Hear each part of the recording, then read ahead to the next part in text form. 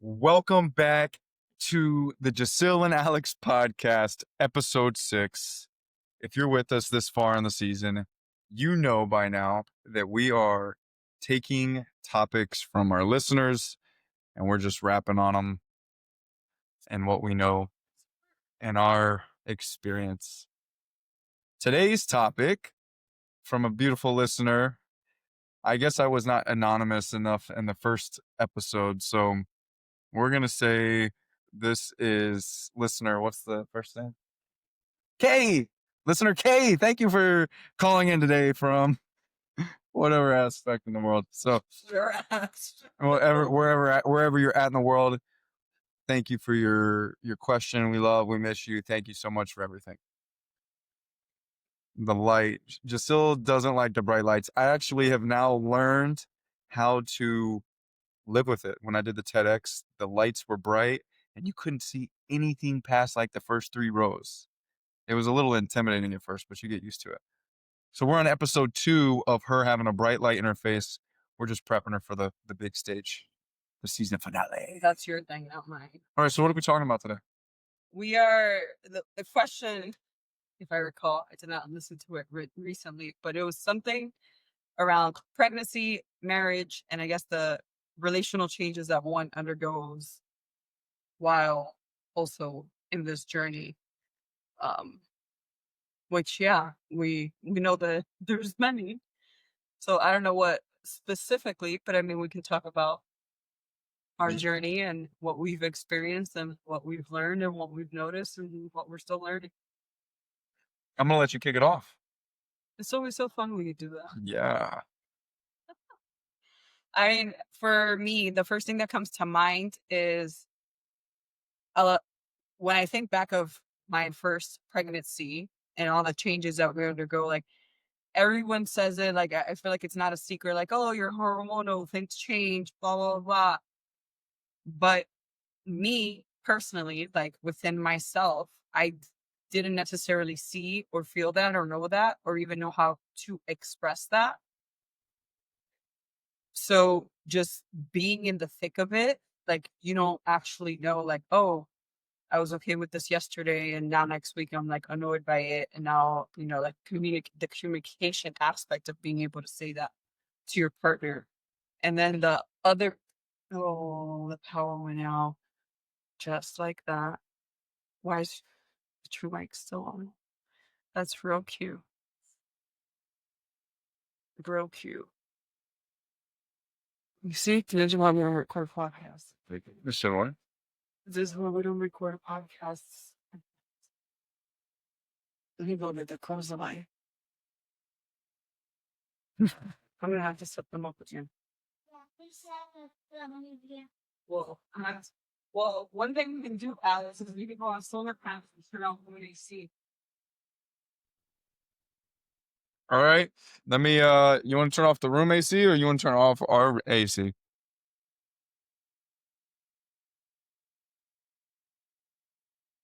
All right. We're back. And if you're watching this, we're walking in the wind right now as we speak. The ACs, the power went out. We have a fan. Right in our face. Jessyl being pregnant, which is a great topic that we're talking about today, but Jessyl being pregnant, she is an incubator. She's sweating all the time. Like, I don't think it has anything to do with my pregnancy and everything to do that it is effing hot on this damn country. It is humid. It's not hot. It is humid and hot. It is not my fault. Hopefully the feedback is not bad. 95 degrees at night. It's pretty hot. So we were talking before the internet cut us off. So just to jog our memories here, we don't need to jog our memories because the recording's there. So let's just dive into it. All right. So I was saying how there's changes and things that in the beginning, I didn't necessarily even know that were happening or how to communicate them. And then the second part of that I was going to get into was if and when I did communicate them, I remember Alex having like this huge sense of rejection of like that I was, Like I was just like rejecting him during this process. So I guess if I had to look back or like give anybody advice of these changes in things, is just know that a lot of times your own woman doesn't necessarily understand what she's going through, especially if it's the first time. Like we ourselves are trying to figure it out and we might not even know. It's like you're in the thick of it, like, but you don't know that you're even in the thick of it because to you, you feel normal or yes, you understand that you're pregnant, things are changing, but I didn't necessarily see those changes within myself. Like it was after a few pregnancies that I started seeing certain patterns that I was like, oh, that's what happens to me when I'm pregnant, or oh, those are my hormones. That's not actually how I am on a normal basis. But it was hard for me, especially during the first one, to like notice those things and let alone communicate them to my partner, like, oh, I noticed this, you know. Now this is my eighth pregnancy and I've been pregnant. This is my fourth for sure with a boy. One, two, three, four, no, five. Fifth. Fifth for sure with a boy. I have two girls and one we honestly never found out we didn't know. But this is my fifth pregnancy with a boy. And something that's been very consistent with my male pregnancies is that very early on, like the first trimester, like the first few weeks, I get disgusted by Alex's saliva. His smell repulses me. Like almost anything about him, I'm just like, gross, ill, get away from me. And yeah, with the first pregnancy, I didn't understand what was going on and why I felt that way. Like I honestly had no idea. I knew that I was feeling those things, but inside I was like, what is going on with me? So I kind of was just like pushing myself through these moments because I was like, oh, this is my husband. I'm married. I'm not supposed to feel this way. And then it became more obvious after multiple pregnancies, especially knowing that they were males, like, oh, this is like a recurring thing with me when I'm pregnant with boys. And granted, it's just like, oh, your senses are heightened. You do have another human's hormones inside your body. Like there's all these things going on that leads to this cascade of events. And now I'm able to communicate that without him like being offended by it, you know, like or taking it personally, like, oh my gosh, she doesn't want to kiss me. She doesn't love me anymore, or something must be going on. It's like, no, it's just I'm pregnant. You know, there's no other reason.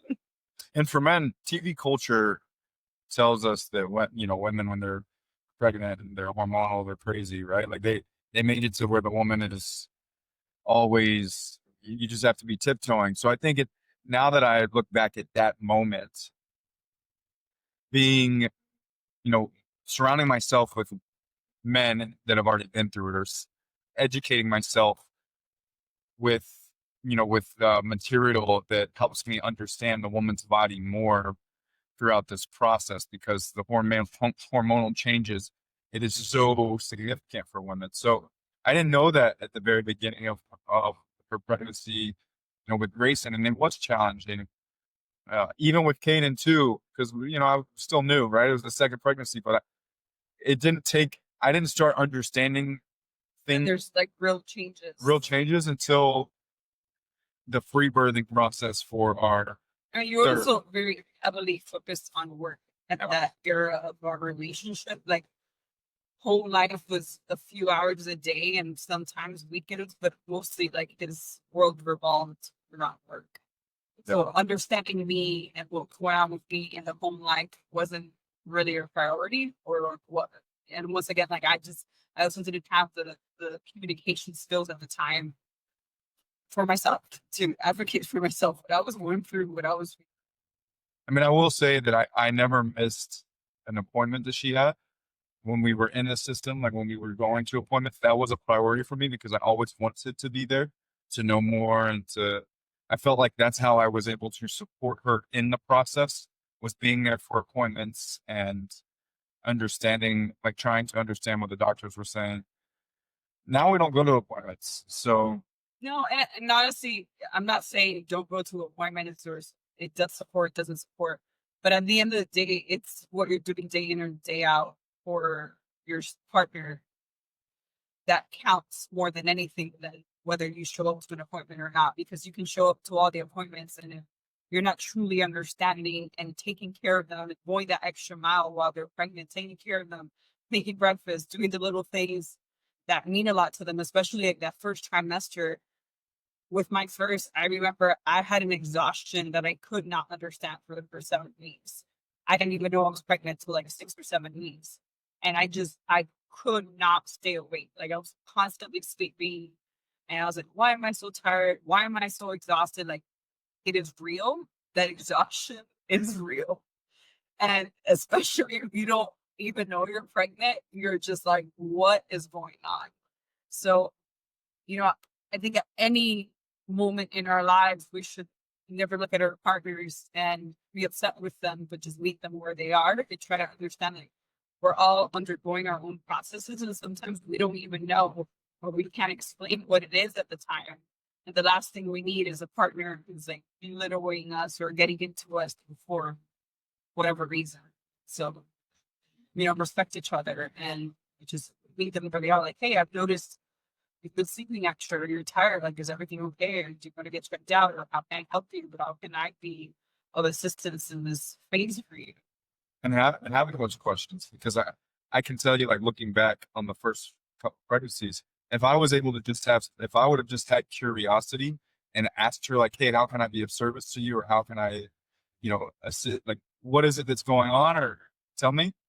I think I would have been able to show up in a better way for her. I do know that like I was very, I think it's important to say this. Like I was very traditionally focused, where I thought that I believed that the medical system, like doctors they're the ones that knew birthing process.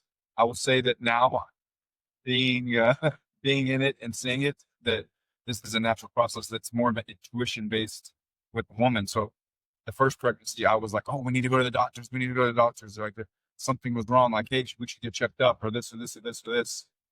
And that can that can be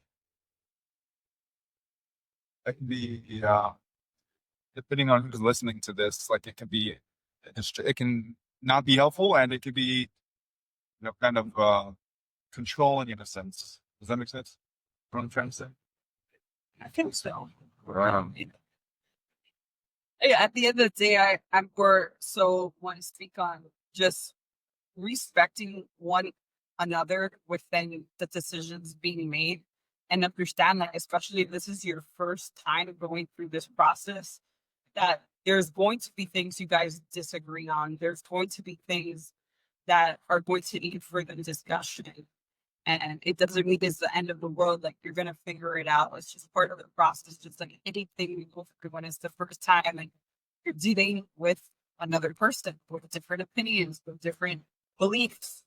And even though when you're married, you're like, oh my gosh, we were best friends. Everything was great. What's going on now? Well, this is a whole different phase of your relationship that you're going to go through. So just meet them every step of the way. Don't get ahead of yourselves. And know that if there's a decision that's not going to be permanent, and you have time to change it, or you have time to think about it, like don't get stuck on the small things. Like life moves on, and at the end of the day, I think the biggest thing that we all need to remember is that mothers are never going to make a decision out of the best interest of your child. Like whenever we say we want to make a decision, is because we believe that that is in the best interest of our child. And I'm not saying that then fathers aren't, but I'm just saying like sometimes for us it's a feeling inside, something that it's intuition based, and being able to listen to that part of the female, right? Because men cannot know what women go through as the bearers of life and bearers of humans, and then going through the birth process to understand that fully. Like it's reality. Like no man can ever stand here and say, "Oh yeah, I know exactly what that's like." Like no, you are a father, you love another child, but it is never going to be the same under the process that a woman does. So just having a little, the word is not sympathy or empathy that I'm looking for.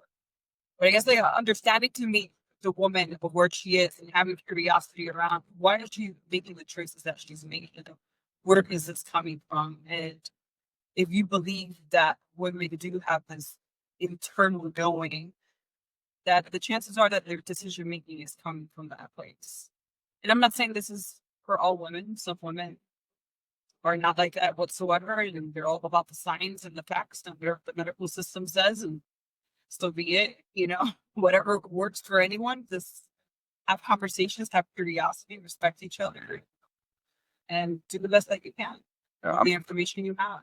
I'm glad that you mentioned on like topics that like decisions that need to be made with regards to like vaccines and circumcision if it's a boy and other things of that nature. And that's something that I can say in our experience in the first few births that Jessyl had highly educated herself.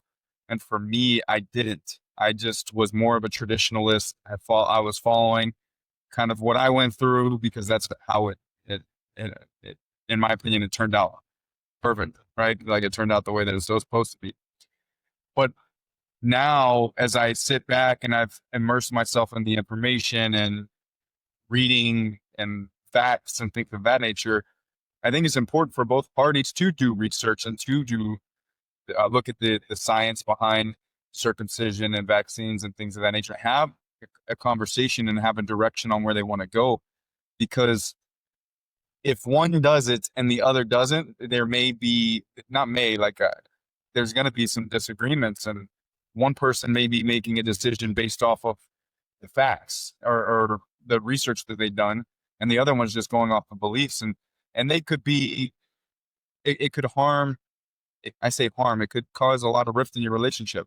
I know that Jessyl and I, we had a lot of arguments and disagreements because of this, and the reality of it was I didn't do my own research.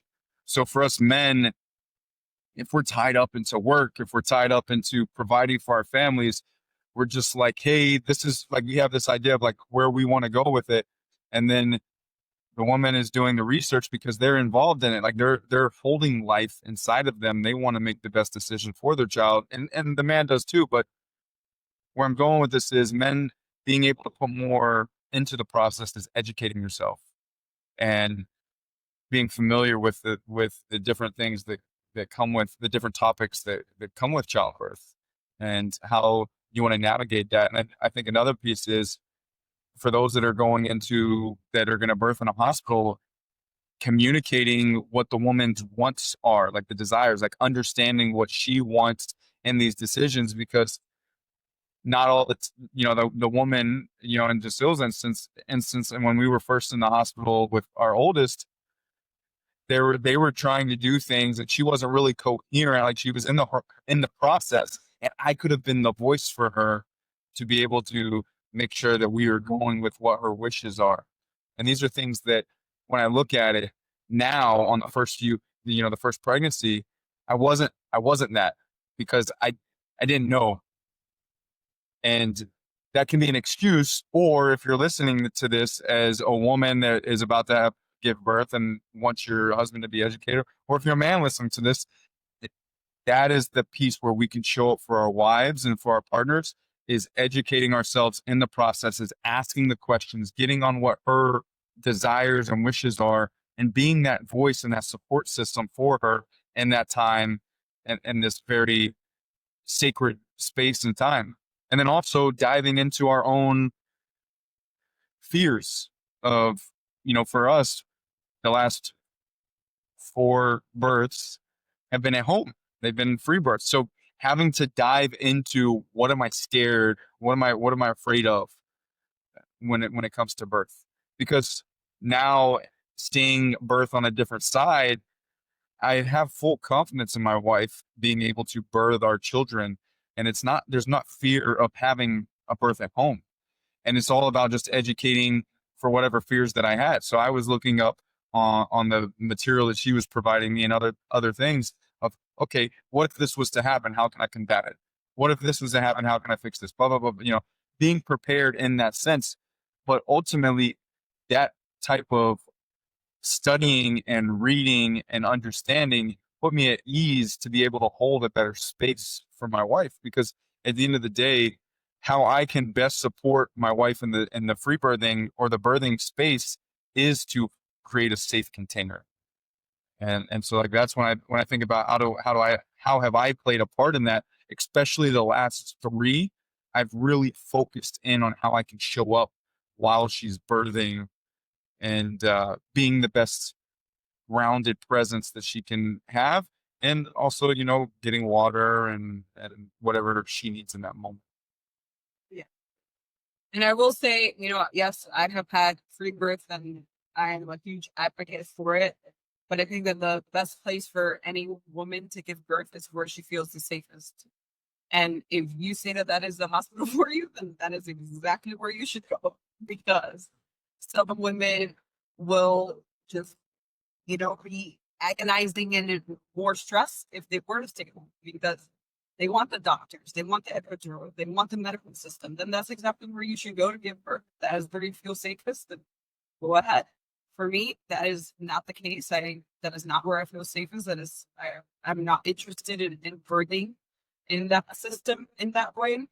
And everybody must do what feels right to them. I have nothing against the woman to do. Like, oh, what works for you works for you.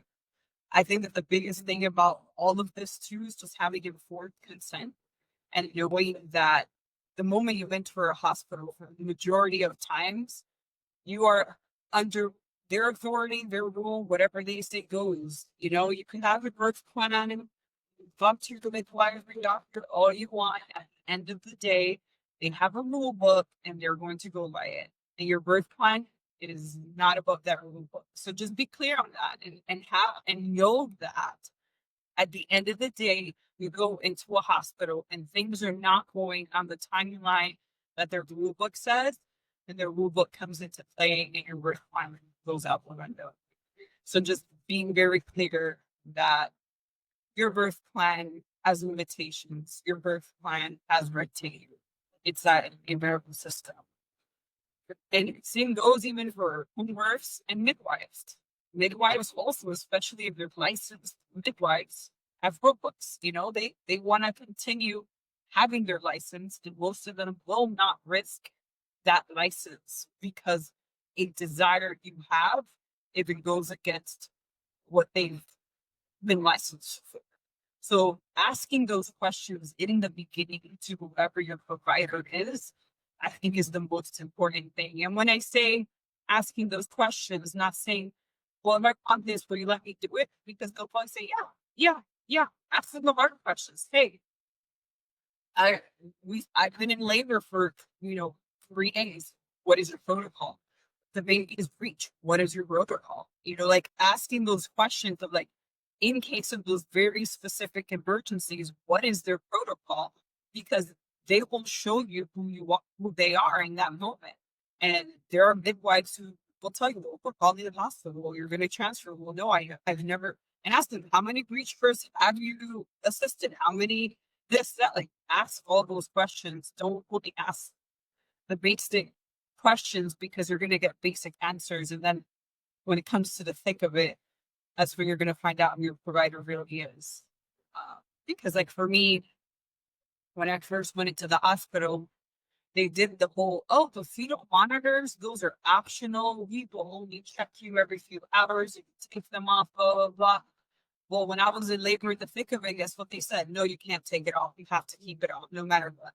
And they weren't just keeping them on, they were coming in every few minutes to squeezing them into my stomach to get a better reading. And no, I did not consent to that. And they didn't give me permission. Like they told me that they weren't going to do that. But yet when it came to it, that's exactly what they did. They told me, write your birth plan. We will read it. We will abide by it. Blah, blah. Get to the hospital. Absolutely not being, followed. But like, I don't even think anyone had it in their hands at any point or even gave a shit that I had written. And the simple little things that I was like, hey, I don't want this. I don't want that. I don't want this. They still haven't. And that's when I was like, you know what? This is not for me because what is the point of telling you what my wants and desires just to go in for you to violate them and do whatever you want at the end of the day? I was just, go ahead. No, I was going to say, there's always that unicorn of Well, my doctor did everything that I wanted. They're unicorns. It's a very small percentage. So know who your provider is, know who your birth team is. And I think another big question to ask or to know is also hospitals work on rotations. You could be seeing the same doctor for every single appointment. If they are not on labor and delivery that night, they're not going to be the one being there for your child. So asking that, because I asked that, like, hey, who's going to be the midwife who actually delivers my first child when we were going to the hospital? And I even saw different doctors throughout my pregnancy. So it was like a complete stranger that I had never met with, never saw, was the person who ended up delivering my first child. Yeah, and and that's where men can show up. You know, we keep talking about the birth plan, knowing the birth plan, and being able to communicate that birth plan and be the backbone for that birth plan at the hospital. I want to kind of dive it back into, because the question was about like, how did we navigate the changes to your body and the changes that you were experiencing in the future pregnancies. I know that we talked a little bit about it, but like, were there specific things that you can talk about? For my first pregnancy, honestly, I was just in awe of my body growing and having human life. I don't think that I struggled with body image in that sense. I was just like, wow, this is amazing. I'm pregnant. What I did struggle with after I had racing, I was still in the army. So within like 6 months of having him, I still had to be at a certain fitness level. And that's the only place that I say I really struggled, because I did not work out this entire pregnancy. I did not work out. Even like leading up to that 6 months. So when I had my first, physical exam, I realized how bad it was. Like that was probably the worst I've ever felt my body reacting to a workout. And I mean, that's on me. I literally did nothing to prepare for it. So if I had to say anything to any woman, is there are very simple, low impact exercises to take care of your core. And when I say your core, I'm not talking about abs and mountain climbers and planks. Like, I'm talking about your deep core, taking care of all those muscles that are supporting you during birth, and focusing on those and doing those exercises every day. You do them all throughout your pregnancy. You can do them postpartum. Like I said, some of them are simply just learning how to breathe into certain parts of your stomach, and what they call is like hug the baby, like breathing in deep and all of this stuff. My point is, do them. It's worth it. Your abs are going to separate whether you want them to or not. It is part of pregnancy. But if you can continuously exercise these muscles, in a sense, it's what's going to help your recovery be better in the end. And so many women struggle with this because they don't do it. They're like, oh, I'm pregnant. I don't want to work out. Oh, I'm pregnant. I don't have to do that. I'm not saying work up your whole body, but if there's one thing that you're looking at, focus on, this is like focus on your pelvic floor, your muscles, your core, this whole area, like focus on that. Once again, these exercises are not hard to do. You literally do 10 to 15 minutes a day, but take care of that, because those are the same muscles that are going to assist you during your birth process, and they're going to determine your recovery. After my first child, I felt like my body was hit by a train because I didn't do any of that. So keep your body in shape in that sense, and if you can work and breathe more, but like, do not ignore yourself because, oh, I'm pregnant, I'm tired, oh, I don't want to do that.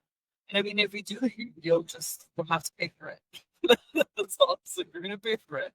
Yeah. Then afterwards, I mean, one thing that after many children is that I've gained weight and haven't lost it, but same thing, because I would begin working out, getting in shape, and the pregnant again, I'd stop. And I kind of went through that back to back to back, where this is finally like the first pregnancy where I was like, I'm not going to stop working out. I'm going to continue doing that because I want to feel good in my body. And I also want to feel better after birth. And I want to be able to continue doing this after birth. So I've been consistently weightlifting 3 times a week. And I do my core exercises during those workouts as well. And I feel great. Like my body doesn't feel the heaviness that I typically would feel at this point, which is I'm 23 weeks pregnant now. So I feel good. Yeah, I want to talk about something for the men that are listening here, even for the support side, is especially for first time fathers. There is, I remember there's a book out there called The Fourth Trimester, which focuses on the fourth trimester for women. Kimberly Johnson. But there's I really believe there's like the fourth trimester for men in a sense. When your wife gives birth or your partner gives birth, so much changes in regards to your relationship that you as the man are used to all this attention, all this energy from your partner. And now because there's this new baby, your partner has shifted their energy and their focus into nurturing this baby and supporting this baby because that's what's supposed to happen. And for me and other men that I know that's gone through this process, if there's this like abandonment feeling, not saying that our wives are abandoning us, but we have this feeling of like, man, we no longer get the attention that we used to. There is a transitionary period. And, especially and I'm just going to be very blunt, there are men that may have gotten, sex more with their partner. It will slow down significantly during this process, right? And so like, that's the biggest thing of being able to understand that things are going to change in your relationship and that you need a support system to be able to communicate that as well with other men that like that you're going through these challenges, because it's not your wife's or your partner's. Don't throw that back on them because they are going through so many hormonal changes and they're going through so much as well, that you got to take care of yourself as well. I would say if you really need to occupy your time with something else, just go find a hobby. Like if you can't figure out how to support your wife during that, instead of getting on her, go find a hobby, learn how to knit. I don't know, learn how to make firewood sticks. Go find a hobby, because that is not the time to be pressuring your wife about, oh, we're not hanging out as much or this or that. It's especially like the first child is completely life altering, and you're just going through so much at the time. Once again, it's for me, I was lost in the sense of I just felt like I was in the clouds of motherhood and taking care of a whole new human that I had never had to do to this capacity, barely sleeping. My body feels absolutely broken, just trying to recover, like all these things all at once. And then also my husband, like, but we don't spend time anymore, but we're not talking as much, but we're not this, but we're not that. And it wasn't that I didn't want to do those things. I literally didn't know how to do both, especially with my first child. Obviously, once you have a few kids, you're like, oh, okay, I can lay them down. Oh, they're taking a nap, or they're crying out, this, that. But in the beginning, I just felt like I was barely, head above water, just surviving. And that was very difficult for me to then also like, oh, my spouse now is like upset because I'm not giving them the attention I used to. But I was like, I don't know how to do that right now in this place. And that's not saying like, oh, ignore the relationship. It doesn't matter. Definitely dedicate that time to your spouse if you can have it. But I'm just saying, like, if your spouse is going through that, also understand like it's not going to last forever, and you're not doing it to hurt you. Like they're also in the thing of it, trying to figure it all out. I think, I want to dive into this a little bit too, is I think that it's important. I wasn't showing up that way in the first like week or two or three or four, but as it got on in my mind, because once again, these are the things that are not being talked about amongst men. They weren't being talked about amongst men of like, hey, after the baby's born, this is what you're going to feel. Like when you find out that you're going to be a father, if anybody's listening to this, I want you to think about what kind of interactions with other men, what's happening. They say, oh, congratulations. What are they telling you? What are they talking about? Because when I had told my father and some other men that in my life at that time, no one told me about this transitionary period and how long that it would last. I'm not saying, I'm not saying it varies between every woman or every person, but at like week 6, week 7, week 8, week 9, I was like, man, we had a baby 8 weeks ago or 7 weeks ago. And I know that sounds crazy for anybody that's listening to that right now, but it's the reality of it. It's we can sometimes just shift and be like, okay, like I would like some attention. Like I want you to talk to me. Like I want you to be able to spend some time with me. And that's where I think it's important to tell men this is the time where you need to surround yourself with other men. And especially, if you are a first time father, learning from men of high caliber that are already fathers, that have already gone through it, that can help you talk you through the process, like mentors, so to speak. And that's the biggest transitionary period of that. Not going when these challenges come, not coping with something, but sitting with it and understanding, like, hey, this, like Jessyl just said, it's not forever. Uh, how can I? I don't want to use the word busy, but how can I push through, like move through this, feeling it, understanding it, and also bringing purpose with it. Like the majority of the women I've spoken to, especially with the first child, it's still like 9 or 10 months before they're somewhat feeling like their head is out of these clouds, like that they're finally feeling like, okay, I'm not just surviving, I'm not just keeping my head above water. I actually know what I'm doing and it feels somewhat good. And now I have a little more energy to actually focus on other things. And it's not that we are physically unable to. I think it's almost like a mental clutter of you just thinking about all the things that you're doing and what you have to do and the baby and how much the baby gives you in between naps and feedings before you can do something for yourself. So the last thing I'm thinking about is, oh, my extra 10 minutes. Oh yeah, let me give them to my husband. It's like, oh no, I haven't showered. I need to wash my hair. Oh, I gotta do this or I gotta do that. Like I'm worried about my things as well. So we're trying to fit in the schedule of two people now, like the needs of two people of ourselves and also the child we're taking care of. And while we're on that note, real quick, the whole 6-week appointment that, the medical system does for a lot of women that clears them on whatever the heck they say that they clear them on. It's probably one of the most unrealistic clearings that women get. And I know that many, many, many men take that as a green light of my wife is now ready to have sexual relations again. That is the most erroneous thing that people can ever equate of that 6-week check, that your doctor now cleared you, that now your woman is ready to go. And I am not speaking for every woman because there are some unicorns out there that I've heard at 2-3 weeks that they're already having sexual relations with their man. Good on them. Happy for you if that is the way you feel. But the majority of us are not going to feel good to go even at 6 weeks.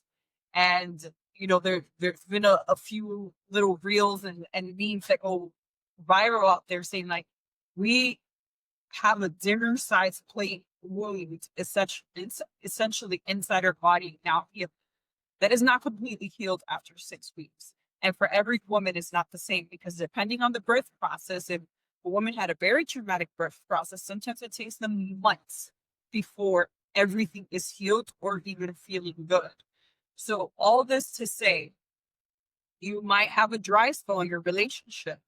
That's that doesn't that shouldn't break the marriage. If the only way you know how to be intimate and feel close with your spouse is through physical connection, then you have to work with other ways to reaching that intimacy with it not having to be physical. Because the reality is that after a woman gives birth, there's probably going to be a lack of physical contact. And yeah, maybe the woman feels like doing something else that doesn't necessarily have to be directly inside of her or this or that. Cool. Like get creative with it. But all I'm saying is like don't have that expectation of, okay, 6 weeks. The doctor said she's good. She's good for what? Ask her. How does she feel? How does her body feel? How is she actually recovering? Is she even sleeping? Does she even want to engage in that? And also like hormonally, our hormones are still all over the place, even at 6 weeks. So even if physically, let's say the woman feels great, she might not because she doesn't feel like herself. She doesn't feel normal. She's still not sleeping well. Like there's all these reasons of, once again, communication, understanding, having empathy for the person and understanding where they are in that process. That it can be a lot slower than what most people say. I think communication is what helps everybody through these processes, right? Like that's in any challenge in our relationships. A lot of times, what happens is we hold things in, or we break off our normal mode of communication, and then it builds internally. We create stories, and then we lash out at each other, right? And so, yeah, I think it's important to be able to create modes of communication or even acknowledging if something's going on internally for you as the man, like, hey, something's going on right now, like acknowledge, like letting them know, processing, you need to process it to like then go back to it and have the conversation. But being able to be there in support in totality. I know this last birth that Jessyl had, the first few births, she didn't have 40 days, and she had said she had put a goal for herself like, hey, I want to take it easy for 40 days. I don't want to leave the house if I don't have to.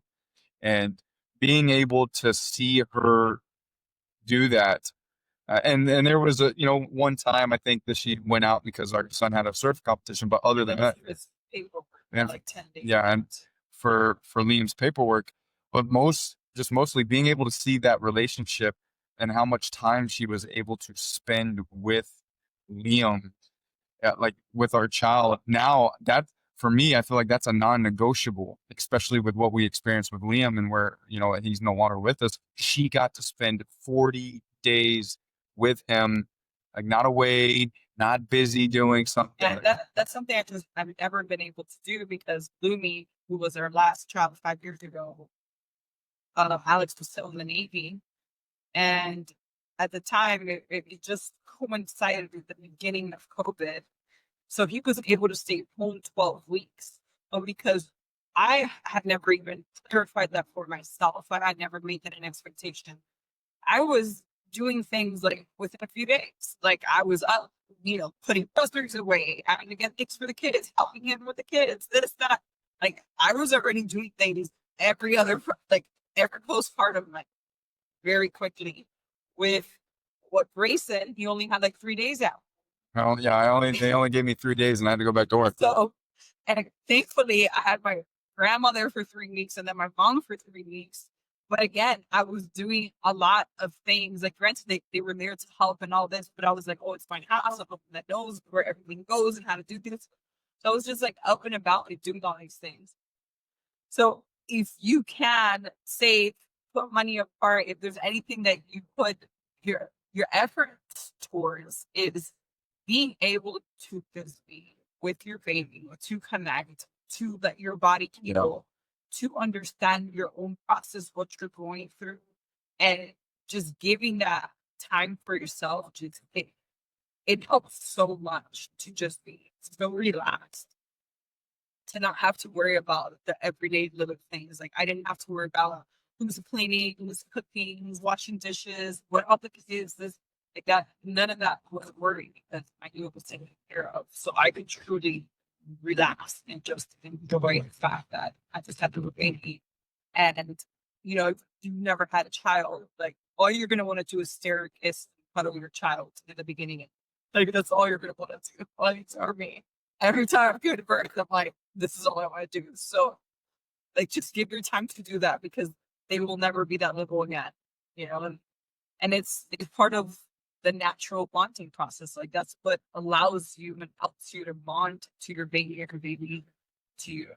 And I think it's important to understand that there are resources out there in regards to you being able to set up things. So for like, man, if you get overwhelmed by the cooking and the cleaning and the child rearing with other children, one thing that a friend set up for us and Lumi's pregnancy, with her birth, was a food train. Like they had this app, a meal trains where it was an app or something that people could go on, friends of ours could go on and say, hey, I got dinner this day. this day, this day, and this day. And they basically took time slots for meals so we didn't have to worry. And they would drop it off at our front door. They knock, and this was during the time of COVID. So they're like, oh, knock on the door, leave it at the door, so on and so forth.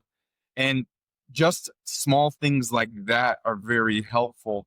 And now, as we've matured and we've grown, now as a father, I don't want my wife to be busy and doing things for 40 days at least. And because I've understood, I've done the research, I've read some books, how important it is for women to just be able to be in flow.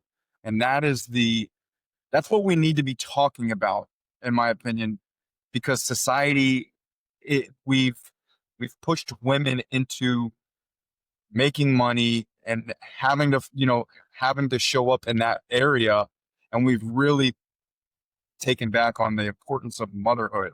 And so within these last few years, I've seen the importance of motherhood and just being able to be there for the first 2 years of, Jessyl being able to be there for the first 2 years of our children's life. And I've tried my hardest for her to not have to work. And I'm not saying that we financially were always in the best spot, but I am so glad that how things have played out. And if you're a first time mom or expectant mom and your partner is listening to this, I would encourage them for you all to sit down and see how you can make the first, how many ever weeks, hopefully it can be 12 weeks, but being able to make it a reality for you to spend as much time with your child. Yeah, and just know, so many people focus on the registries, like, oh, I'm gonna make this registry with all the things I need.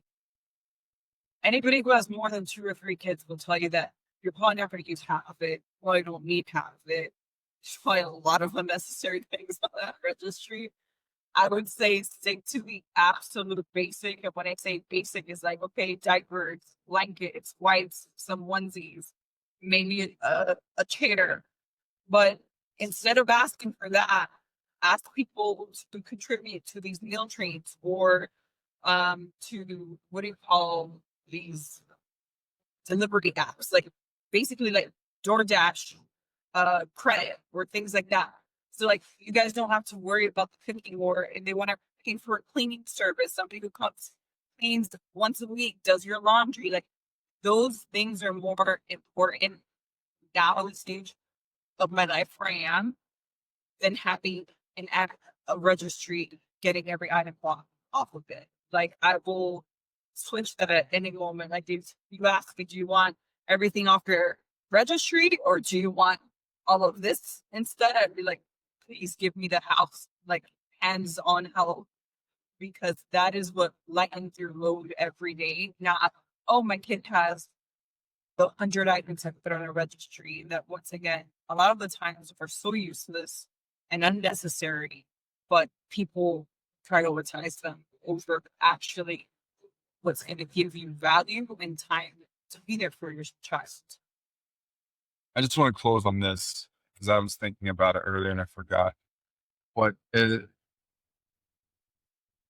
our relationship, but also like seeing other men go through this, I think it's important that we continue to build trust with our partners, because at the end of the day, Jessyl has always had a really good connection with herself. And me thinking that the medical system knew better and, being a traditionalist, we erode trust with our partners when we try to undercut them. So as men, I think it's important to be able to connect with our wives, to really trust them, trust their intuition and what they're feeling. And that when we do that, we're able to build a deeper relationship, but also like I use the term help them build confidence in a sense, because a lot of women, they have this intuition, but sometimes they don't speak up. And We're trying to avoid conflict with yes. our partners, like, oh, you don't want that, okay, well then, I don't want to fight you on that, or I know if I do it this way, that's going to cause an issue. And we're just trying to avoid the conflict. So I challenge any man that's listening to this is that it's having a partner that's birthing for the first time, really looking at yourself and the fears and the things that are coming on internally, working through those so you can show up in the best possible way as a masculine, grounded man that can create a space for your wife, even in a hospital, external level hospital, wherever it may be, to be her advocate, to be there and what she truly wants. Because when I look back at my first birth, our first birth, her being in the hospital, I wasn't that man. So I'm hoping if anybody can take anything away from that, is that that's how we can help our partners and this beautiful thing in life is to understand their wishes, to build trust with them, to allow them to connect to themselves and be able to be the voice when they can't be the voice. Do you have anything else? I hope that answers the questions. If they wanted anything else specific, just let us know. But if you go through season 1 of our podcast, we dove into every pregnancy and birth in detail too. So if you more so want to just hear the stories, we also talked about our process, our decision making, all that kind of stuff in those podcasts. So if you want to hear more of that side of the story, it is already recorded on season 1 of our podcast. So just I don't remember what it's called, but you'll find it there somewhere. All right. Thanks, Kate. And we'll see you next time.